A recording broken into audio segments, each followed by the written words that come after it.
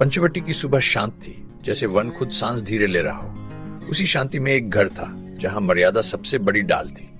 तभी वन में एक अनोखा हिरन दिखा, चमकता हुआ, जैसे धूप ने कोई रूप ले लिया हो। सीता का मन पल भर को ठहर गया।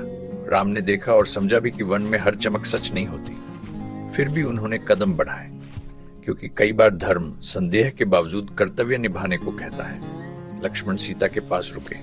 पहरा केवल हाथ से नहीं होता, पहरा मन से होता है, और लक्ष्मण का मन खतरे की आहट पहचानता था। तभी दूर से एक पुकार जैसी आवाज आई।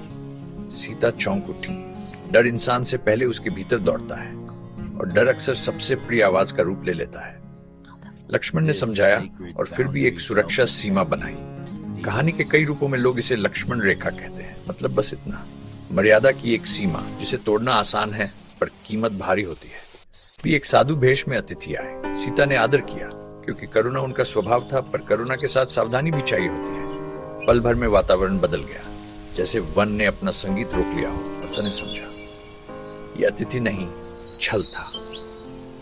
आकाश में जटायु उठे। वे केवल पक्षी नहीं थे, वे प्रतिरोध थे। उन्होंने रोका जितना रोक सकते थे, क्योंकि अन्याय को रोकने के लिए कभी कभी अकेला भी काफी होता है। राम लौटे तो कुटिया खाली थी। आवाज दी पर जवाब नहीं आया। लक्ष्मण भी लौटे। अब दोनों के बीच शब्द नहीं थे, केवल एक सवाल था, क्या हम डर और धर्म में फर्क कर पाए? फिर जटायु मिले, थके हुए पर अडिग।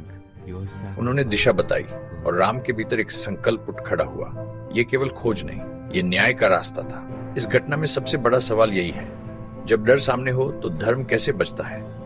अगले एपिसोड में राम की खोज यात्रा शुरू होगी, और रास्ते में मिलेंगे ऐसे संकेत जो कहानी को एक नए मोड़ पर ले जाएंगे।